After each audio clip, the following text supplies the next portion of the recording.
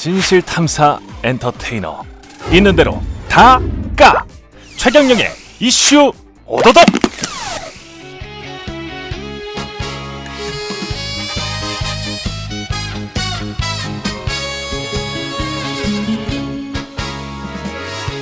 바람에 날려버린 허무한 맹세였나. 고품격 진실탐사 정치 특화 방송 최경영의 이슈 오도독. 오늘은 안동이 낳은 4대 천왕 팟캐스트계의 이건희 이동영 작가와 함께합니다. 보는 눈이. 네, 안녕하십니까. 진실탐사 엔터테이너 최경령입니다. 예, 최경령의 이슈 오도독 시작하겠습니다.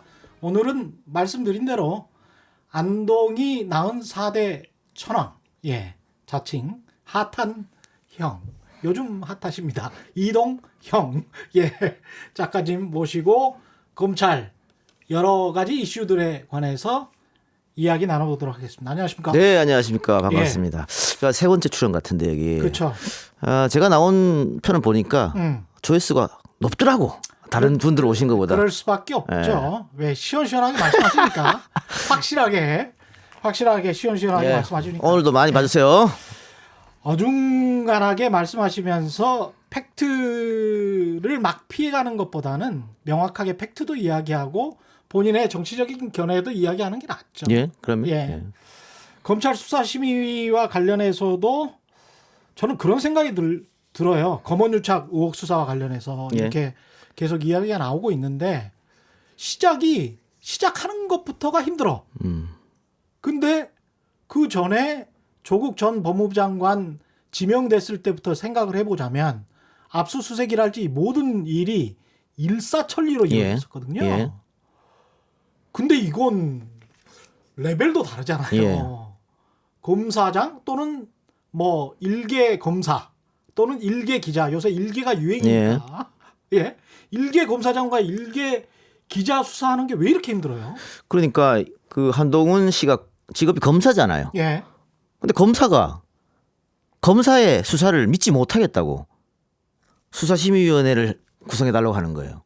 검사가 그렇죠. 검사를 못 믿는데 우리 같은 사람은 그럼 어떻게 합니까? 당연히 검사를 못 믿지. 불신이지.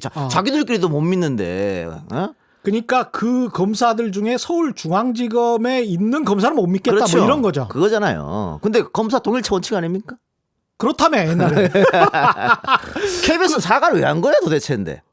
그거는 사소한 실수, 사소한 테크니컬한 실수라고 저는 그 생각을 난 여기서 잘 모르겠어요.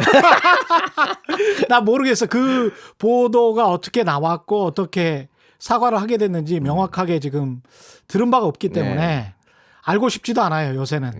예, 제가 그 한번 좀 개입해서 여러 가지로 해명을 하려다가 굉장히 진땀을 흘렸던 기억이 있기 때문에 가만히 계세요. 예, 그냥 알아보지를 않고 있습니다. 예, 알아보지를 않고 있어요.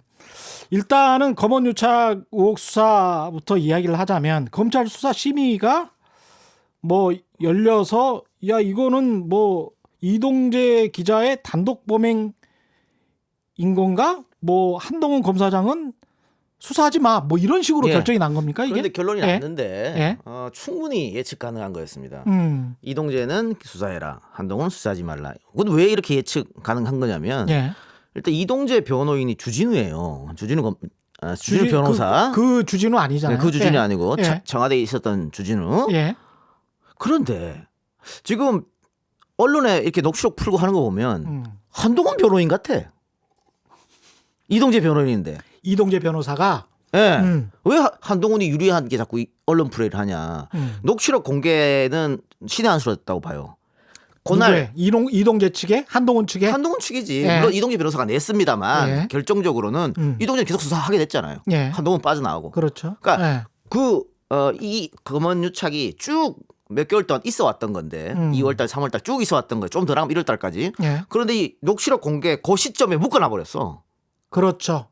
굉장히 성공한 거죠. 예. 그리고 그 시점에 묶어놨다는 것은 둘이 공모를 했는지 안 했는지가 그 녹취록에만 증거가 있을 것이다. 한정되게 만들어 버렸어요. 예. 거기만 그 전에도 만났었던 것 같잖아요. 통화가- 대화 내용을 보면. 통화도 했어요. 예. 이거는 굉장히 친하더라고. 네. 예. 황희석 그 열린민주당 최고가 이야기한 건데 지금에 있는 녹취록 만났을 때 그 전후로 해서 2차례 3차례나 통화를 했다. 이동재와 한동훈이. 예. 그 녹취록을 왜 안 까냐 그러면. 처음에 한동훈이 나는 신라젠 수사에 대해서 기자하고 이야기한 적도 없고 그건 거짓말이었고. 그래서 당연히 예. 녹취록도 없다. 근데 나왔잖아요. 예. 거짓말이잖아요. 예. 근데 왜 나왔는데 전화 통화를 여러 번 하고 만나기도 여러 번 했어요. 거기 내용 보면 예. 그때 이야기한 것처럼 뭐 이렇게 나오잖아요. 그러면 근데 그 전에 뭐 만났다는 검사장 거잖아. 방에 그렇게 부산까지 가서 네. 자연스럽게 대화를 한다는 거는 두 사람이 그리고 그 녹취록 내용도 보면 두 사람이 처음 만났다라고는 아이, 그럼요. 전혀 볼 수가 없죠. 근데 그 예. 여러 번 만나고 예. 통화도 따로 했는데 왜 이 녹취록만 냈겠느냐 하는 거죠. 그게 유리하니까. 빙고. 예. 그리고 이동재는 핸드폰도 디가우징 해버렸잖아요. 노트북도 디가우징 했잖아. 어디서 나왔냐 그럼 이거는. 왜 이것만 나왔을까? 그래서 백 기자 백 기자 핸드폰에서 나왔다는 게 이게 이 녹취록 아니에요? 그죠? 모르죠. 그거는 예. 백 기자가 얼마나 갖고 있을지. 아니면 이동재가 자 내 걸 지우면서 그냥 지웠을까? 아니면 다른 데다가 심어놓고 지웠을까? 그렇지. 그거 모르는 거잖아요. 그렇지. 내가 이동재면 그냥 안 지워요. 혹시 그렇지. 모르는데 나만 어떻게 데리고 가? 그러니까 옮겨놓고 지웠을 수도 있다는 거지. 그렇죠. 근데 이동재 입장에서는 지금 당장은 권력이 그래도 검찰 권력이 무서우니까 그렇죠. 또는 검찰 권력이 가까이에 있고 우리가 뭐 주먹이 가깝다 그러지 않습니까? 법보다. 아니, 자 이동재 예? 입장에서 예. 아니 기자님은 이 검찰 예? 수사 심의 제도가 있는지 알았어요? 나 몰랐어요. 저도 몰랐어요. 근데 이거를 지금 그 한동훈 검사장이 이거 한번 해보자는 거 아니에요? 그래서 신청을 한 사람은 한동훈 검사장. 이동재도 했어요. 이동재도 했어요. 이동재도 한동훈 예. 다 따로 했는데 예. 처음에는 이동재가 먼저 했는데 이건 뭐냐면 예. 100% 주진우가 가르쳐줬을 거라고요. 이런 변호인이. 제도가 변호인 이런 게 있으니까 예. 이런 거 해보자. 그러니까 사건 관계인이 할 수가 있다고 합니다. 그러니까 수사심의위원회 소집을. 그러니까 예. 요구한다는 거죠. 지금의 예. 이동재 전 기자 입장은 바라볼 수 있는 것은 정관인 주진우 변호사밖에 없어요. 그렇죠. 이 사람이 하는 대로 할 수밖에 없고 자기가 법을 알아 뭘 알아요. 그렇죠. 그랬는데 지금 보니까 예. 날 변호한 게 아니고 한동훈을 변호한 것 같네? 라고 지금쯤은 생각할지도 모르겠네요. 그렇죠. 아니 이게 수사심의와 관련해서 좀 더 객관적인 정보를 드리기 위해서 제가 좀 찾아봤는데 정한중 한국외국어대학교 법학전문대학원 원장이 프레시안에 최근에 쓴 게 있어요. 근데 이 보니까 수사심의위원회 구성 자체가 위촉을 예, 위원들 위촉을 검찰총장이 하더라고요. 예, 그렇습니다. 그러니까 150명에서 250명 이하의 위원인데 검찰총장이 위촉을 해요. 그리고 난 다음에 사건 관계인이 야 이거 좀 수사위원회에다가 좀 어떻게 해볼 수 없어? 어필해볼 수 없어? 라고 하면 또 검찰총장이 요청을 받은 경우에 소집을 합니다. 예, 그러니까 검찰총장의 권한이 너무 많아. 예, 그러니까 그 150명, 250명의 검찰총장의 위원회 위촉을 받은 그 풀 안에서 또 현안위원회를 만들어서 지금 우리가 이야기하는 심의위원회 그리고 한 10명이 와서 이렇게 땅땅땅 하는 거예요. 이거는 그러니까 잘 아는 그래서 이재용도 이거 때문에 그렇죠. 빠져나간 예. 거 아니에요. 이 정도 이것 때문에 빠져나간 거죠. 그래서 예. 이거를 지금은 특권층에 면죄부 주는 기능을 하고 있다. 예를 들면 나나 기자님이나 예. 그런 일이 있으면 안 되지만 예. 뭐 불미스러운 일이 있어서 수사를 받는다. 이거 해달라 그러면 받아주겠습니까? 이게 보니까 이 대학원장 이분 이 말씀하시는 게 정한중 교수님이 말씀하시는 게 뭐냐면 한국 역사상 지금까지 단 9건 심의했답니다. 예. 9건. 한동훈 포함해서 9건인데 예. 지금 이렇게 해서 면죄부를 줬는데 그래도 이재용 때는 검찰이 구속영장도 내고 조사도 오래 받았어요. 뭐 1년 가까이 받았고 자료도 많아. 굉장히 많아요. 난 그 자료를 하루 만에 어떻게 그 수사심의위원회에서 다 받는지도 좀 의심스럽습니다만 한동훈은 검찰이 불렀는데도 안 나갔잖아요. 그랬죠? 핸드폰 내라는데도 안 냈잖아. 음. 그런데 뭘로 그러면 이 사람들이 판단했냔 말이에요. 이렇게 이해할 수 없는 거예요 지금. 그렇죠. 참 근데 이런 또 생각도 해보는 게 언론도 참 희한한 게 제가 이 또 조사를 또 해보니까 8월 28일에 있잖아요. 동아일보 사설 제목이 조국은 사퇴해야 된다라는 건데 9월 우리가 한 7일 날인가 청문회를 하지 않습니까? 청문회를 하는데 청문회 한 열흘 전에 이미 사퇴해야 한다고 하면서 조국은 이제 민간인 신분으로 돌아가서 떳떳하고 당당하게 수사를 받아라는 거예요. 민간인 신분으로 돌아가서. 근데 한동훈 검사장이나 윤석열 검찰총장이 가령 장모 의혹 사건이랄지 한동훈 검사장의 검언유착 의혹 사건이랄지 지금 8월 28일이면 둘 다 증거가 안 나온 거잖아요. 그리고 지금도 마찬가지 상황이잖아요. 근데 그때는 수많은 칼럼과 오피니언들이 다 그걸 지배를 하고 지금은 그런 이야기를 전혀 안 해. 아니 나는 네, 전혀 안 해. 한동훈과 윤석열과 관련해서는 전혀 안 해. 수사심의위원회 결과 나고 우리 언론 보고 굉장히 놀랐습니다. 뭐 한동훈이 독립투사가 돼 있더라고. 그렇게 써요. 그렇지. 지금 그렇게 쓰고 있어. 심지어 한겨레도 그렇게 썼어요. 그렇죠.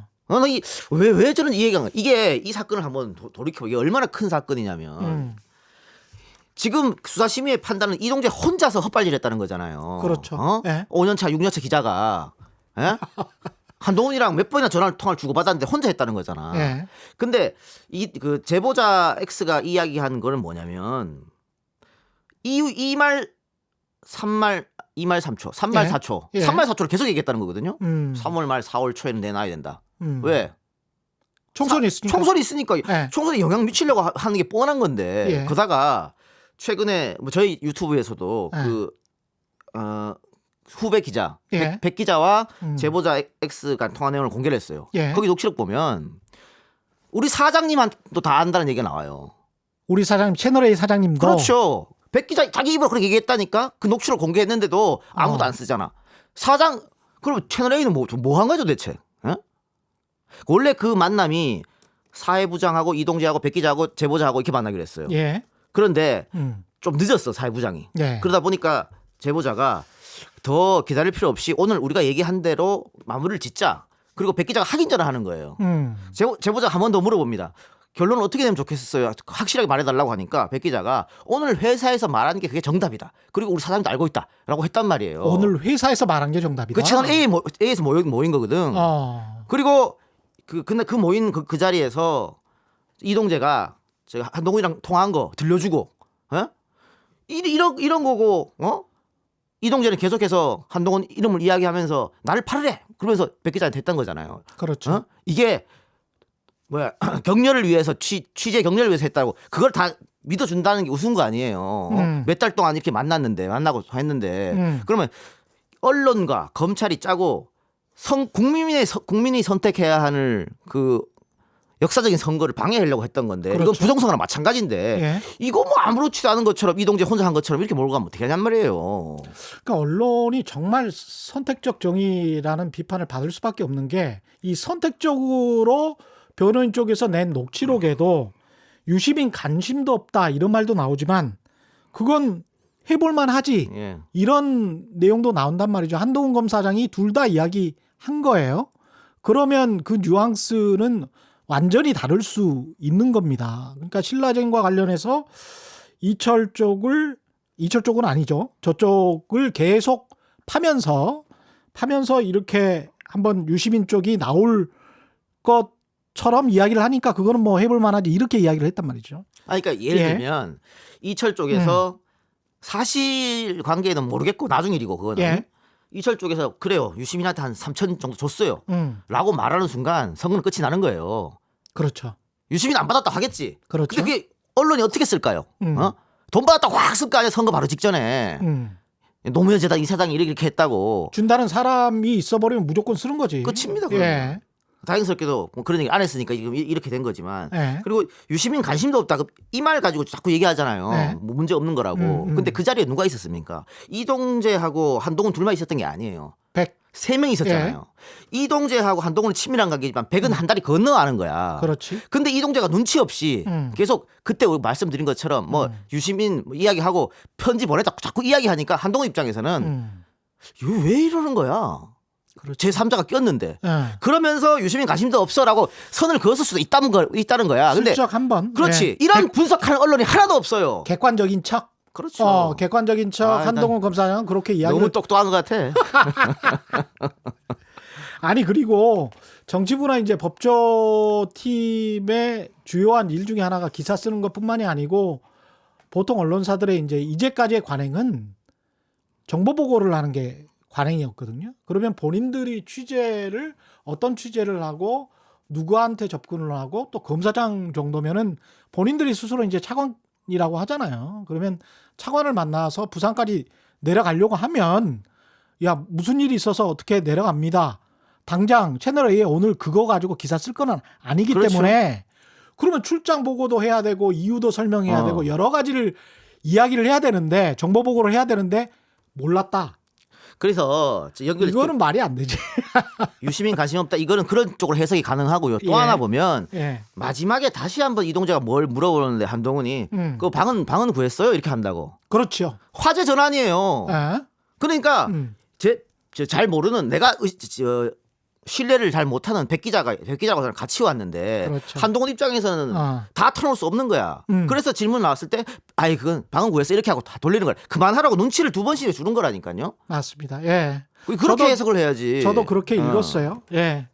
보통 검사장실에 안 들어가 보셨잖아요. 예. 예. 들어가 보면 생각보다 말이 그렇게 팍팍팍 나오지는 않아요. 두 사람이 어느 정도의 친분 관계인지는 모르겠지만 그 서로 눈치를 보는 게 있어요. 서로 눈치를 보고 부산에서 또 이제 따로 식사를 한 것처럼 그렇죠. 그렇게 나오잖아요. 예. 그럼 거기에서는 또 어떤 이야기가 오갔을지는 또 모르는 거 아닙니까? 일이고. 예.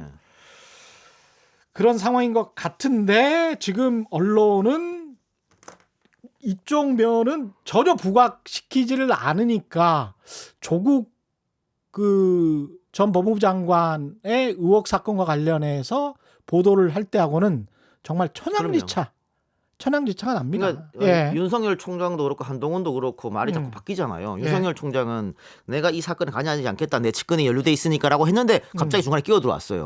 그거 왜 그럴까 한번 생각해 봐야 되는 거지. 한동훈도 신라전 이야기 한 적도 없다. 녹취록도 있을 수 없다 했고 했는데 다 나오잖아요 지금. 그 왜 자꾸 이 사람들이 말을 바꿀까? 여기에 대해서 만약에 조국이나 유시민이 이랬다고 생각해 보십시오. 우리 언론이 어떻게 썼을까? 끝났지. 아니 조국 전 법무부 장관도 지명됐을 때부터 의혹이 막 나올 때 언론이 서둘러 이야기한 게 저 정도면 물러나야 되는 것 아니냐? 이게 굉장히 큰 분위기였고 보도국의 분위기도 뭐 그런 거였잖아요. 근데 그런 말이 하나도 안 나온다는 것.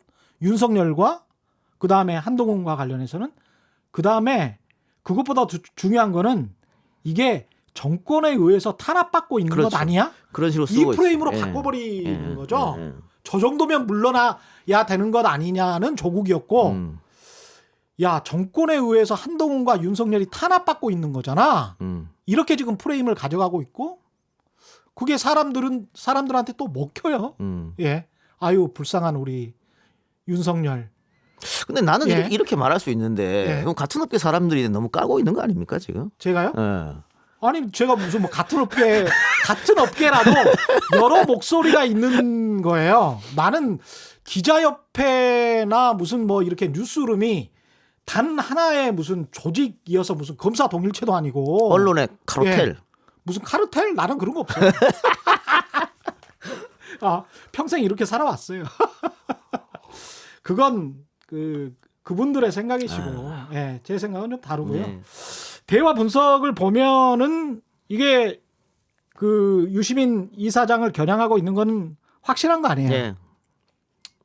그래서 편지도 보냈다. 뭐 한번 해봐라 그거는 뭐 그렇게 나오는 거죠. 그러니까 이건 그날 첫 만난 대화가 아니잖아요. 그러니까 계속해서 얘기를 했다고 해왔다는 거예요. 하나가 어떤 정치인 물론 퇴역한 정치인이긴 하지만 굉장히 영향력 있는 셀럽을 향해서 타격을 가하려고 했고 그게 정치적 타격이었고 그 이유는 총선 때문이었다.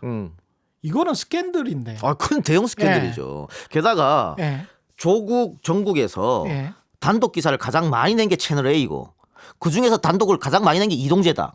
그렇지. 그럼 이동재는 어디서 소스를 받아가지고 단독을 썼느냐? 했을까? 그런데 그런 거는 또 별로 따지지 않고 왜 안 따지냐 그거를. KBS는 보도를 하고 사과를 했는데 니들 소스 어디 받았어? 이거 가지고는 또 엄청나게 따져요.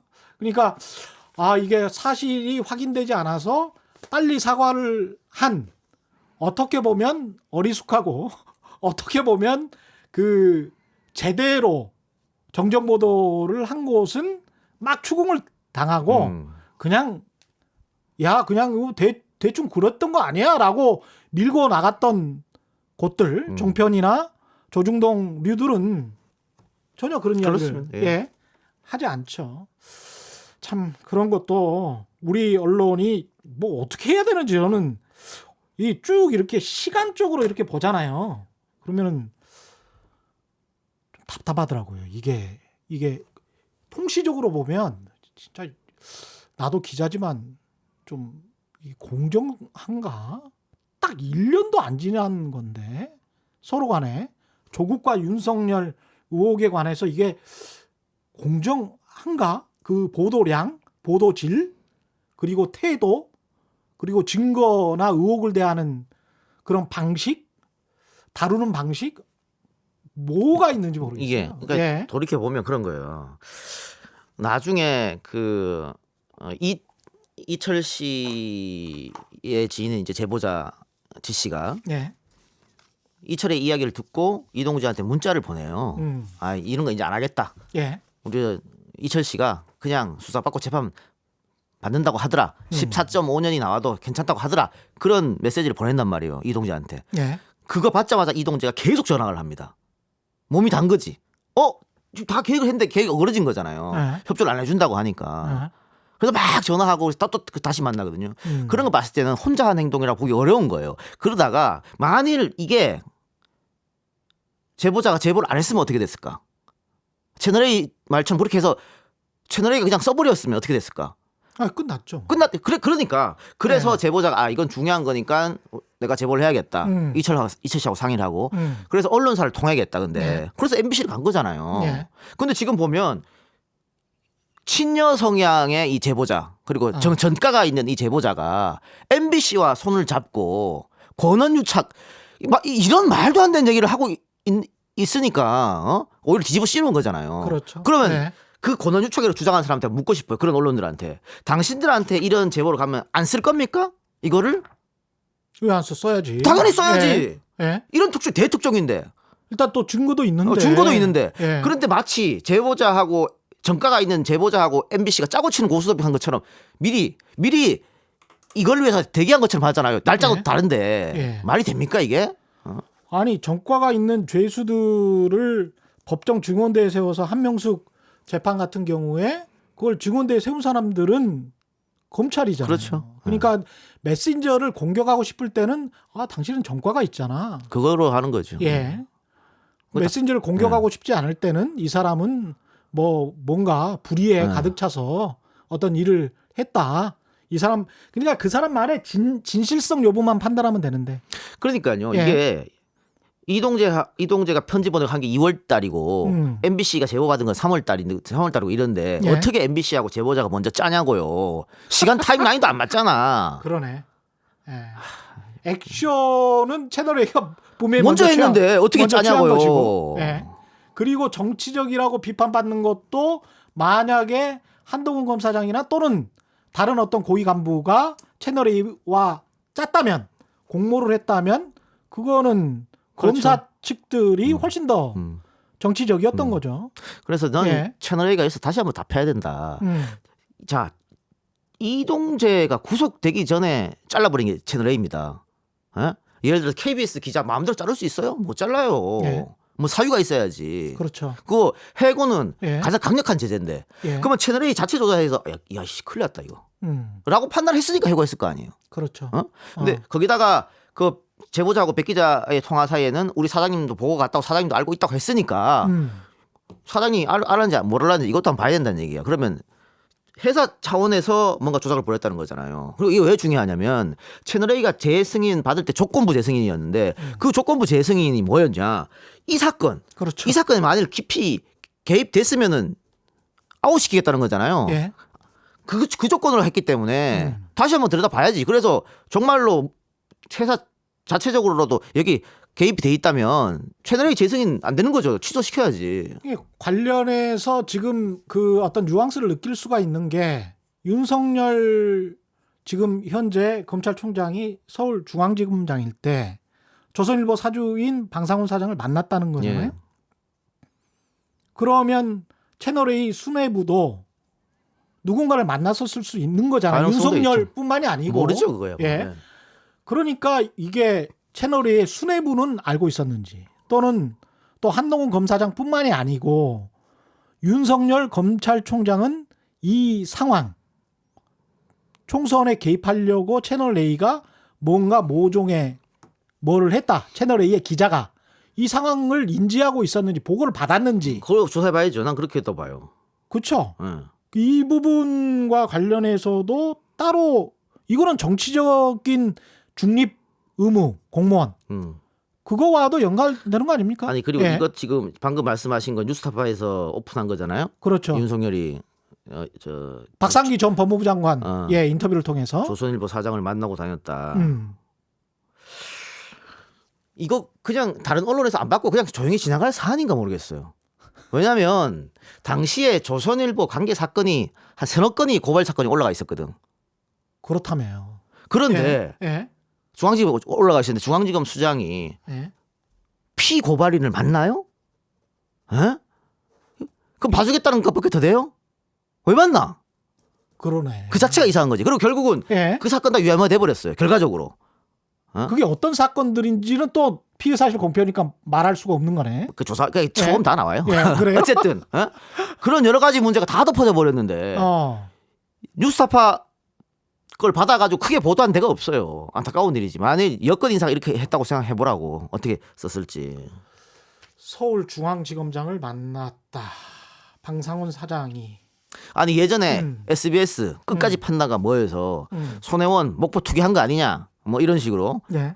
거기 국회에서 그 비슷한 상임위가 자기가 있는데 그러면 그 자신의 이득을 위해서 그 상임위 들어간 거 아니야. 예. 그렇게 해갖고 10한 5분을 틀었죠. 하루에. 예. 다음 날 또 틀었지. 예. 몇 곡지로. 예. 손혜원이 굴복하지 않으니까. 예. 이거는 이해상충 아닙니까? 그러면 이거는 서울중앙지검장의 이해상충이죠. 그럼 예? 이런 걸 왜 보도 안 하지? 방상훈 사장이야 피고발인이니까 만나고 싶겠지. 서울중앙지검장을 만나고 그러니까 그 사안 때문에 만났는지 아니면 다른 사안 때문에 만났는지는 모르겠지만 아니 만나는 그 자체가 말이 안 된다고. 왜 만나냐고요. 만나는 것 자체가 부적절하네. 그럼요. 생각을 해보니까. 만나는 자체도 부적절한데 언론사 사주하고 검사 중앙지검장 만나는 것 자체 불합리하고 예. 말이 안 되는 건데 거기다가 사건 관계인이 돼버렸잖아요. 근데 사건 관계인이 검사를 만났다는 거잖아. 이거 어떻게 이해할 수 있냐고요. 이해할 수 없는 건 노릇이지. 근데도 윤석열 총장 지금 1년 총장 된 지 한 1년 됐는데 윤 총장이 저 정도면 물러나야 되는 거 아니냐 이렇게 말하는 언론은 찾기가 그러니까. 힘들어요. 예. 사실은 저는 벌써 이제 리더십은 뿌리채로 흔들렸고 추미애하고 대립하다가 꼬리를 흘렸기 때문에 예. 그러면은 조직을 위해서 물러나거든요. 그런데 안 물러나고 있잖아요. 예. 그리고 이제 조금 있으면 정기 인사 있잖아요. 윤석열이 할 수 있는 게 없어요. 그러면 식물총장이지. 그렇죠. 예?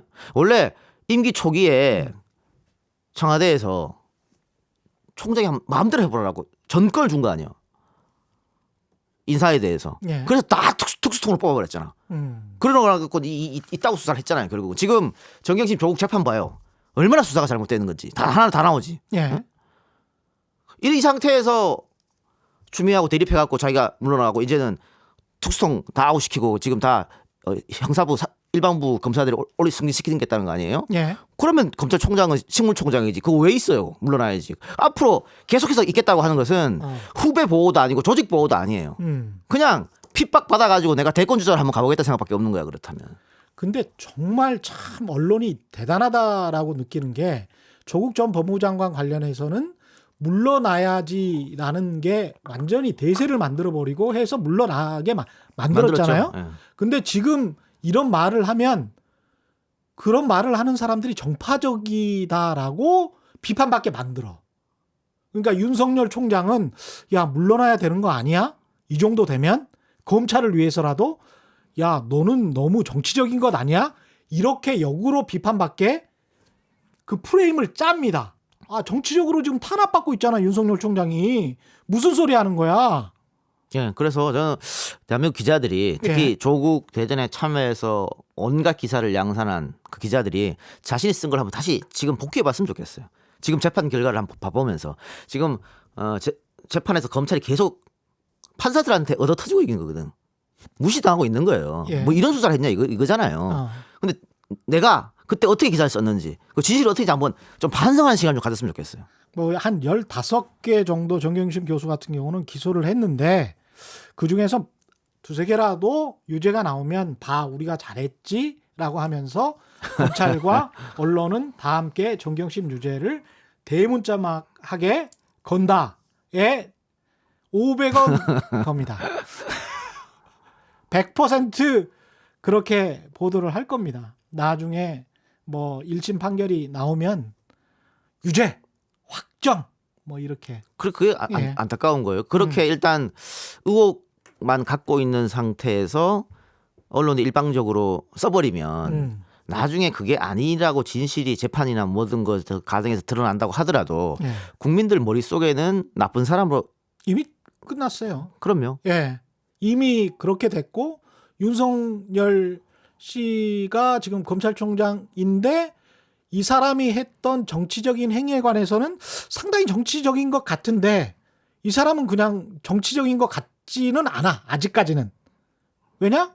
언론이 그렇게 그러니까요. 그림을 그려줬으니까. 예를 들면 정봉주 전 의원 같은 경우에 1심 판결문을 보면요. 그 피해자라고 했던 여성분이 굉장히 많이 이상해요. 그 판결문에 보면 어떻게 돼 있냐면 그 여성분이 정봉주를 팔고 다녀. 예. 내가 아주 가깝다. 예. 그래서 내가 쓴 리포트도 봐주고 이런다. 그런 말을 본인이 막 정봉주도 모르는 사이 하고 다녔다고요. 그러니까 정봉주가 굉장히 무고를 당한 건데 뭐 아직 20, 30이 남았습니다만 1심 결과는 그래요.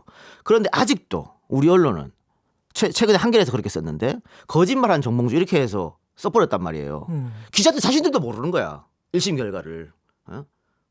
그 사람들한테 10명 중 길거리에서 10명 중 10명 자꾸 물어봐요. 예. 다 정봉주 성희롱 성추행 이렇게 대답할 거라고. 이게 뭐냐고. 그럼 한겨레는 거짓말을 이거는 하지 않았느냐 뭐 이렇게는 말할 거예요. 근데 그런 식의 잣대를 들이대자면 한국 언론은 거짓말한 한국 언론이에요. 그러니까 예. 우리나라 언론이 거짓말을 수만 번은 했을 걸. 신뢰도가 지금 거의 OECD 최하위인데 나는 예. 뭐 최근에 제가 또 핫 이슈가 돼가지고 굉장히 많은 언론에서 제 기사를 썼어요. 종편에서도 계속 다루고 몇백 개의 기사가 쏟아졌는데 그건 몇십 명의 기자가 썼을 거 아니에요. 단 한 명도 저한테 전화 온 사람이 없어요. 당연하지. 다른 기사 그냥 보고 그냥 쓰는 건데. 그게 어떻게 기사입니까? 그건 뺏기기지. 그게 기사예요. 유튜브 보고 그냥 쓰는 게 그게 어떻게 기사냐? 이렇게 말해서 논란이 돼 있는데 대부분의 기자들에게는 그게 기사예요. 그게 한국 언론의 현실이야.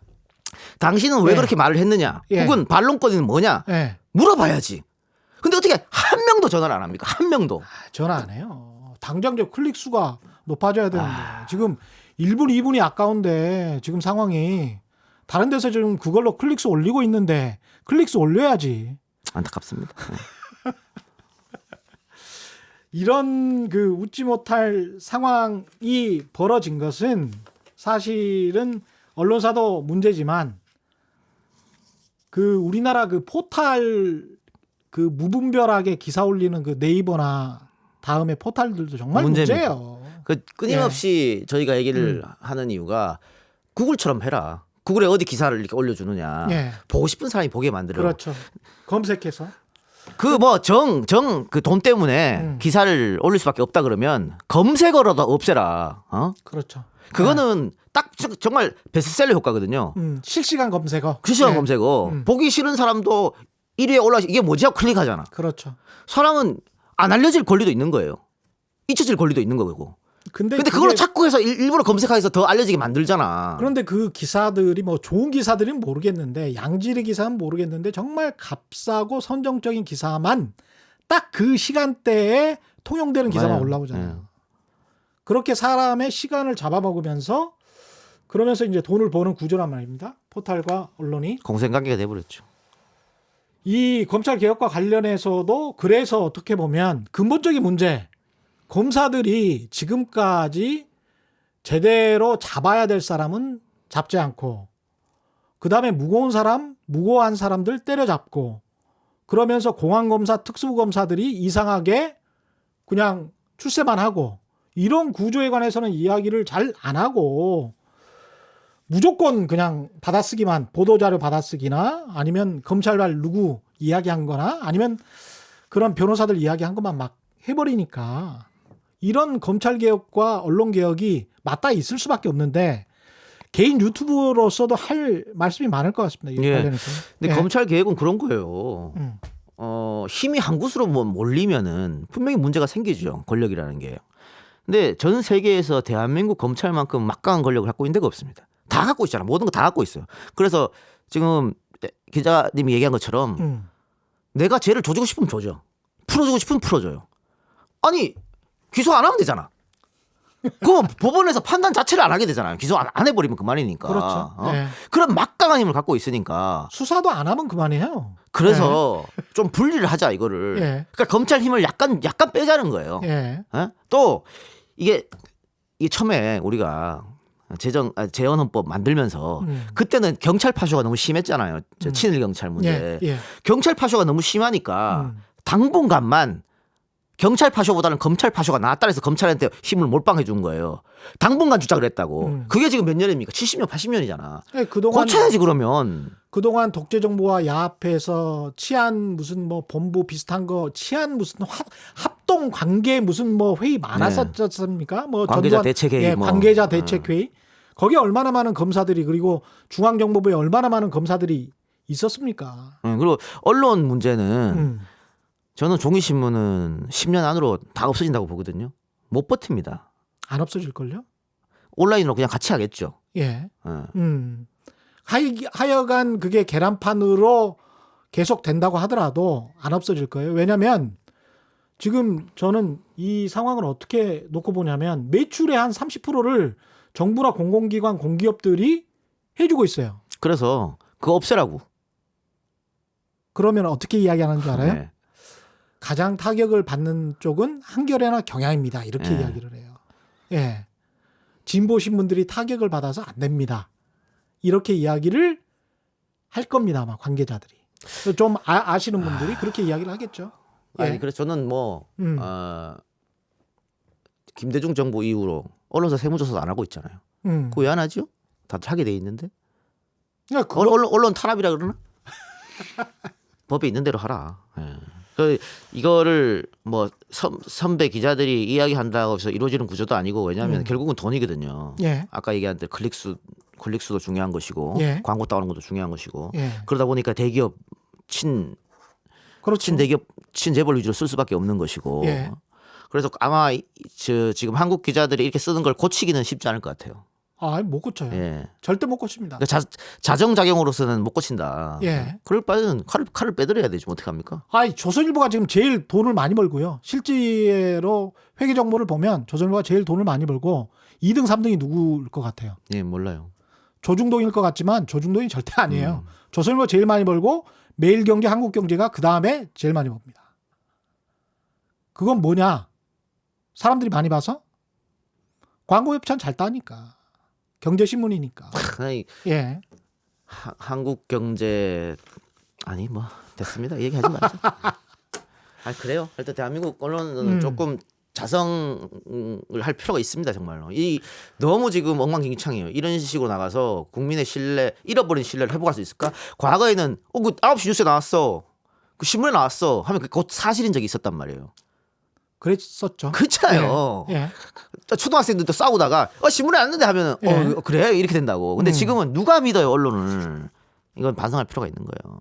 언론사가 앞장서서 가짜 뉴스 만들어내고 아니 앞장서서 어뷰징하고 어뷰징 많이 한 기자한테 상 주고 제대로 된 언론입니까 이게? 응? 어뷰징 많이 한 사람한테 상 주는 거는 앞으로도 그런 낚시 계속 하라는 거잖아요. 그랬대. 한 언론사가 그랬더라고. 예?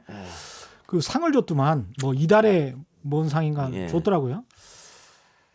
이야, 박지원 국정원장 청문회가 지금 진행되고 있는데 이분은 늘 저격수였습니다. 박지원 후보자는 오늘 저 만만치 않은 것 같아요. 근데 보니까 오늘도 예. 글쎄요. 그 역시 정치구단 눈구렁이 이런 말이 어울리던데 뭐 입장 때부터 하태경 의원한테 90도로 인사를 하더라고요. 그거 한 방 먹이는 거거든. 당신이 올 날 제일 많이 할 거다. 뭐 이런 거잖아요. 예. 그래서 하태경 의원이 나름 준비를 많이 해가지고 막 이렇게 공격하니 그거 다 제대로 받아쳤어요. 뭐 나를 보는 국민도 있다 이런 식으로. 그리고 하태경 의원이 태어나기 전 일인데 예. 그건 당국대에서 물어봐라 이런 식으로. 그래서 오늘 청문회에서 야당 의원들이 박지원을 이기기는 쉽지 않아 보여요. 그리고 그걸 떠나서 나는 이인영 후보자한테 솔직히 뭐가 문제가 있었는지 잘 모르겠거든요. 그래요? 청문회 예. 했을 때 거기서 뭐 도덕적으로 문제가 나왔다거나 통일부 장관을 할 수 없을 격격 사유가 나왔다거나 정책이 부실했다거나 없잖아요. 그런데 미래통합당 쪽에서 추인 안 해줬잖아요. 그러니까 이게 또 이미지와고도 관련이 있는데 운동권 출신의 가난한 줄 알았더니 뭐 아들을 스위스로 유학을 보냈다. 그럼 뭐 미래통합 그렇게 주장하면은 예. 그러면 그런 사람은 통일부 장관 하면 안 돼요? 아들 유학 보내면 통일부 장관 하면 안 돼? 그 말이 안 되잖아요. 그러니까 제가 하고 싶은 말은 뭐냐면 별 문제도 없었는데 추인 안 해줬다고 하면 박지원 후보자도 마찬가지랄 거예요. 예. 무조건 안 된다 그럴 거라고. 그러면 빠지는 거고 뭐 민주당만 알아서 올리겠지. 그러면 대통령 오케이 할 거고. 그러니까 이게 뭐냐고 이게. 계속 이런 식으로 계속 이런 식이죠. 이게 뭐냐고. 이게 이런 청문회 같으면 할 필요도 없어요. 국민이 왜 알아야 됩니까 이거? 근데 또 여야가 바뀌면 또 그래서 사라진단 말이죠. 뭐하러 하냐고 이거를. 어차피 딱 정답 정해놓고 어떤 얘기를 하든지 어떤 정책을 내놓든지 넌 안 돼. 야당은 그렇게 정해놓고 할 거면서 뭐하러 합니까 이거. 할 필요가 없지. 싸움 구경이나 하라는 겁니까 이게? 싸움 구경 앤드 그 후보자 내지 정권의 먹칠하기. 이걸로는 아주 청문회장이 좋죠. 그래서 예. 정책으로 청문회를 하고 예. 이제 국민한테 내비치는 청문회는 뭐 개인 사생활 문제는 당신들끼리 비밀로 하라고요. 그래서 거기서 뭔가 결격 사유 나오면 그걸로 언론 보도를 통해 국민한테 알리고 사퇴하고. 근데 지금 아니죠. 지금 뭐 하나 나오면 망신주기 하려고 약간 좀 미국식으로 하자. 그렇죠. 뭐 예. 이런 말씀이네. 예. 예. 그러니까 개인 도덕성 부분은 안에서 일단 잘 걸르고 그런 사람이 들어오지 않도록 하고 들어왔으면 능력에 관해서만 집중적으로 그렇죠. 검증하는 그런 시스템. 그러니까 당신이 통일부 장관 후보자인데 그러면 어떤 정책을 펼칠 것이냐 통일에 대해서 뭐 이런 건설적인 걸 물어봐야지 말이야. 아들 유학 그거 어쩌라고요. 아들 유학을 뭐 보낼 수도 있는 거고 안 보낼 수도 있는 거고 여러 개 되면 보내고 아니면 뭐 도둑질해서 보냈으면 그 문제겠지만. 일대 항상 나오는 게 있잖아요. 국민 감정, 국민 여론. 뭐 그러니까 이렇게 망신주기 청문회가 되면 문제가 뭐냐면요. 예. 정말 훌륭한 능력 있는 분들이 안 하려고 해요. 그렇죠. 이게 사실 정말 국가에 예. 봉사하는 직인데 예. 이거 안 할 거다. 내가 왜 거기서 망친다. 이렇게 돼버린다니까. 지금도 여러 후보군이 있지만 고사하는 사람이 굉장히 많아서 못합니다. 뭐 옛날처럼 뭐 고관 대작이라고 해서 무슨 뭐 엄청난 명예나 부가 이런 게 있는 거 아니잖아요. 솔직히 장관들보다 내가 더 잘 벌는데. 그렇지. 그럼 뭐하러 합니까 거기 가갖고. 그렇지. 그런 부작용이 생길 수 있으니까. 한 9개월, 10개월 단명하는 장관들도 많고. 그러면. 예. 그럴 수가 있기 때문에. 청문회에서 털려가지고 장관도 안 되는 사람들도 많고. 청문회 방식을 좀 바꾸자. 예를 들면 조국 장관이 여기 청와대로 들어오지 말고 서울대 교수 남았어 봐요. 진보 진영에 민주 진영에 영원히 존경받는 학자로 그냥 남는 거잖아요. 지금 대통령 후보지. 여기 들어와서 어떻게 다 마누라 딸 아들 다 털려버렸잖아요. 이게 뭐냐고. 그걸 본 사람들이 하고 싶겠어요? 이거를? 저 같으면 안 합니다. 털리지 않을 사람들만 하지 않겠어요? 아니, 예. 저는 지금 당장 털릴 게 없지만 안 합니다. 안 하겠습니다. 예. 아, 그래요? 혹시 모르니까. 저도 털릴 게 없는데. 민주당 네. 전당 레이스 관련해서 그 박주민 의원이 확 지금 뜨고 있는데 네. 그 어떻게 될 것 같습니까? 박주민 의원은 젊은 층한테 상당히 지지를 받고 있죠. 또 일반 국민들도 좋아할 겁니다. 예. 그게 우리도 좀 젊은 분이 한번 지도자가 돼보는 모습을 보자. 뭐 이런 것 때문에 박수를 보내고 있는데 예. 문제는 조직이 약하다고 하는 거죠. 음. 박주민은 이제 재선인데 뭐 전국 조직을 꾸릴 시간도 없었을 테고 음. 그리고 이 대규모 선거 이건 전국 선거고 당 대표 선거기 때문에 인맥이 많이 필요해요. 예. 각 지역에. 그렇겠죠. 예. 예. 그래서 나랑 직접 알지는 못하더라도 음. 어느 지역에 어떤 사람이 이번에는 뭐 누구를 찍어주기로 했다. 그런 게 필요합니다. 그렇게 필요하려면 오랜 경륜이 있는 사람들, 오래 정치한 사람들이 유리한 구조일 수밖에 없어요. 노무현은 안 그랬잖아. 홀로 혼자 다녔으니까 그분이. 아. 그분은 바람이 조직을 이겨버리는 경우고. 예. 근데 박주민 의원이 노무현 전 대통령처럼 그런 바람을 일으킬 수 있을까는 약간 회의적입니다. 그래서 저는 결국은 이게 몇 개월 지금 언제 하죠? 한 달 뒤. 한 달 뒤. 시간이 없구나. 예. 예. 그리고 노 전 대통령 아. 때는 바람을 일으켰었던 이유가 예. 제주에서 전당대회를 하고 제주에서 투표를 해버렸어요. 몇 개월 동안 이렇게 그죠? 했잖아. 레이스를. 그러다가 예. 광주에 왔는데 광주에서 노무현 1등을 했단 말이에요. 그랬죠. 그게 바람을 확 불었거든요. 예. 근데 지금은 투표를 안 해. 그냥 이렇게 연설만 했다가 마지막 날 모여지지도 않지 코로나 때문에 그냥 유튜브로 보면서 하거든요. 역동성이 떨어질 수밖에 없어요. 근데 노 전 대통령은 연설도 기가 막히게 잘했잖아. 그랬죠. 그 체육관 안에 모여 있는 사람을 압도시켜 버리는데 예. 유튜브로 보면 그게 안 된다고요. 박주민 의원도 좀 어리버리하니 그런 그런 어떤 뭐랄까 매력은 있지 않아요? 그래서 이렇게 봐요. 그 방금 말한 매력 예. 그리고 뭐 40대 기준의 젊음 예. 또 폭넓게 지지를 받고 젊은 그룹부터 지지를 받고 있는 것 이게 강점이고 예. 이낙연 의원은 대세론을 밀어붙일 겁니다. 내가 이렇게 해서 대통령까지 간다. 그렇죠. 그리고 이번 총선 때 이낙연으로부터 도움을 안 받은 국회의원이 없어요. 그분은 다 보훈하고 싶어해 누구나 인간이라면. 그렇겠다. 네. 그렇겠다. 그걸 이용할 거고 김부겸은 연대론이죠. 이낙연이 되면은 이낙연은 탄탄대로로 가는 것이고 그래서 이재명을 지지하는 혹은 뭐 김경수를 지지하는 차기 대권에 김부겸은 그렇지 이재명이나 김경수와의 연대론 정세균 그러니까 반 이낙연이네. 그렇죠. 분명히 그 사람들은 김부겸에 붙을 거예요. 플러스 이낙연이 되면 8개월짜리 후보 당대표인데 당대표다. 끝나고 다시 뽑을 거냐? 우리 당장 내년에 재보궐도 해야 되고 그다음에 뭐 각종 선거 그렇지. 지방선거도 있고 대통령까지 있어야 되는데 8개월 하고 나가면 어떻게 되냐? 이걸로 밀어붙일 거죠. 그래서 이번 싸움은 저는 지금 언론에서 이낙연이 원사이드로 이길 것이라고 예측하지만은 그거는 모르는 소리다. 뚜껑 열어보면은 아주 재밌는 싸움이 될 것이라고 봅니다. 왜냐하면 특히 정세균 총리도 대권 욕심 있는 사람이에요. 그리고 호남 출신이에요. 호남에 많은 지지 기반이 있어요. 이낙연하고 겹치지. 근데 예. 정세균 입장에서는 이번에 이낙연이 낙마를 해야지만 자기한테 유리합니다. 그렇게 되는구나. 지금 나는 참 이런 머리는 하나도 없어. 저는 이걸로 밥 먹고 살잖아요. 그렇게 되네. 김부겸, 이재명 연대설 나오는데 예. 두 사람한테 물어봐요. 그러면 그런 일이 절대 없다고 얘기하죠. 예. 당연히 그렇게 얘기하겠지. 그렇구나. 정치라는 건 그런 거니까요. 예. 그럼 딱히 누가 되더라도 아주 신승을 할 것이다. 저는 재밌는 싸움이 될 거예요. 그리고 자 이낙연과 김부겸 딱 둘만 나왔을 때는 친문표가 어디로 갈지 향배가 주목됐어요. 예. 두 사람 다 친문이 아니잖아. 비주류잖아요. 예. 그런데 그래도 김부겸보다는 이낙연이 범주류로 해서 친문표를 받을 가능성이 있었어. 근데 그 중간에 지금 거지갑이 나왔고 박주민이 나왔단 말이야. 그러면 거지가. 박주민은 누가 봐도 친문이잖아요. 예. 그럼 친문표가 박주민한테 쏠릴 수 있지. 그럼 이낙연이 손해일 수 있다고. 그렇구나. 제가 예. 이낙연 대세론 원사이드한 게 이긴다. 그거 틀렸다는 말은 이 표가 일로 올 가능성이 있다. 그 전제에서 말씀드리는 거예요. 이게 재밌다. 통합당은 지금 김종인 비대위원장입니까? 대표입니까? 네.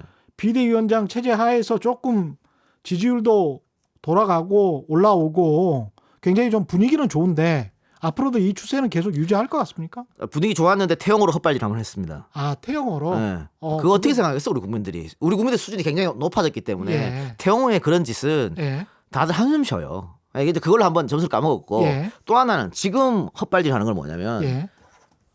수도 이전 반대하는 거예요. 수도 이전 반대. 수도 이전 정진석 의원은 약간 좀 뉘앙스가 다르던데. 충청권 의원들은 예. 찬성이지. 그 반대했다 큰일 나게. 예. 근데 앞으로 예. 충청권 말고 뭐 영남권 의원들도 반대하기 쉽지 않아요.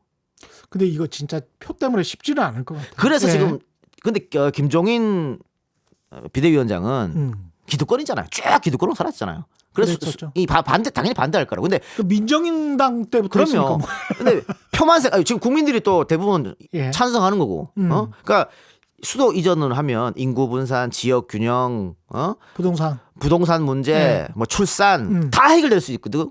근데 지금 반대하고 있잖아요. 이거는 대통령 선거를 위해서도 패착이에요 지금 김종인이. 노무현 전 대통령이 사실 이거 아니면 대통령 당선되기 어려웠어요. 그랬죠. 예? 신성을 그랬죠. 했기 때문에 예, 예. 이거 분명 먹혔다고요. 예. 지금도 이거는 먹히는 싸움이에요. 그래서 다음 민주당 주자는 강력하게 던져야 돼. 지금 민주당이 하는 것보다 더 세게 던져야 됩니다. 예를 들면 예. 뭐 법원이나 뭐 청와대나 국회만 옮기는 게 아니다. 대학도 다 옮긴다. 뭐 KBS 이전설까지 나오더만요. 그러니까 예. 더 세게 해버려야 돼요. 그러면 그래서 이 판 자체를 흔들어 버려야 됩니다. 그거 되든 말든 되든 말든 하면 안 돼. 물론 예. 되는 쪽으로 해야겠지만 안 되더라도 판을 흔들 수 있는 그런 이건 근데 그 정책이요. 그러면 미래통합당은 이걸로는 100점 100회 절대 못 이겨요. 근데 미래통합당이 받을 가능성은 없습니까? 야 받고 하나 더 뭐 이런. 그래서 받았으면은 오히려 나았을 거다. 근데 지금 반대를 하고 있기 때문에 미래통합당 결국 반대를 위한 반대를 하는구나. 뭐 이럴 수밖에 없는 거죠. 거기다가 처음에는 반대했다가 두 번째는 정진석 플러스에서 찬성하는 것 같다가 세 번째 달에 다시 돌렸거든. 그러면 이거는 이 정당은 뭐 정책적 비전도 없네? 미래도 안 보네? 이렇게 되는 거잖아요. 그럼에도 불구하고 대통령 지지율은 어떤 여론조사 결과는 계속 흐르고 어떤 여론조사 결과는 이제 뭐 바닥을 쳤다 뭐 이런 분석이 나오는데 어떻게 보세요? 바닥을 쳐도 40%대잖아요. 바닥을 쳐도 뭐 40% 중반이니까. 그러니까 예. 역대 대통령 봐요. 3년 차에 훨씬 나는 거예요. 그래서 이걸로 뭐 예. 그럴 필요 없고 지금은 부동산이라는 악재가 한번 맞았기 때문에 계속 당분간 계속 비틀거릴 거예요. 근데 그렇죠. 이번에 내놓은 부동산 대책이 어느 정도 효과를 있을 거라고 보고 또 전문가들도 그렇게 분석하니까 좀 올라갈 거라고 저는 보여지는데 어쨌든 이 미래통합당에서 이걸 안 받아가지고 행정수도를 네, 그래서 지금 미래통합당이 원래는 코너에 몰려야 되는데 이해찬 대표가 천박한 발언했잖아요. 천박한 도시. 그걸로 지금 예. 막 때리고 있잖아. 모든 언론에서. 그걸 반등의 계기로 삼으려고 하는 것 같아. 예. 근데 앞뒤 문맥을 보면 못할 만한 건 아니거든. 이게 한강변에 아파트만 쭉 늘어서 있고 뭐 평당 단가가 몇 평짜리가 얼마다 이런 천박한 도시를 만들면 안 되겠다. 안 된다. 뭐 이거였거든요. 워딩은. 그러니까 근데 예. 천박한 도시만 딱 따가지고 서울 시민들한테 표 바꿔도 이렇게 말하냐? 뭐 이런 거잖아. 다운표 해가지고 예. 이렇게 말하면 안 되지. 근데 나는 그러면 천박한 도시가 아니냐고 되묻고 싶어요. 자, 목동에 행복주택 들어온다니까 다 반대하고 나섰어요. 왜 반대했습니까? 아파트 값 때문에 반대한 거잖아요. 이게 안 천박해? 천박하지. 예? 어느 아파트나 임대 아파트가 있는데 출입구를 다르게 해요. 임대 아파트라고. 그리고 놀이터도 임대 아파트 애들 거기서 못 놀게. 이게 안 천박해? 천박의 끝을 달리는 거지. 학교도 달리 해달라 그러잖아요. 그렇죠. 그 천박하잖아요. 다 뭐 부동산 때문에 그렇잖아요. 그러니까 중증 장애인을 위한 시설을 예. 짓겠다는데 주민들이 때로 나와서 반대합니다. 왜? 땅값 떨어진다고. 그게 안 천박합니까? 너무나 천박한데 나는 이것도 갖다 써라. 이동영이가 KBS에서 천박하다 그랬다고. 네. 뭐 정치인들은 이렇게 그 표 떨어지는 거에 관해서 이야기를 못 하니까. 근데 이제 정신적 가치나 뭐 이런 것들을 생각을 해본다면 우리 사회가 계속 이런 식으로 가야 되나 거기에 관해서는 저도 참 암울합니다. 암울해. 예. 그러니까 너무 갈등의 연속이고 정쟁으로 흘러가면 안 되는 것까지 정쟁으로 가는 경향이 좀 있어서 예. 안타까워요. 그런 부분에 있어서. 마지막으로 뭐 하시고 싶은 말씀 가셔야죠. 네, 가야 됩니다. 예. 이동영 작가와 함께 했습니다. 예. 안동의 4대 천왕. 예. 핫한 형 이동형 작가였습니다. 고맙습니다. 감사합니다. 예, 최경련의 이슈 오도독 단단한 껍질에 쌓여있는 궁금한 이슈를 들고 다음 시간에 다시 돌아오겠습니다. 고맙습니다.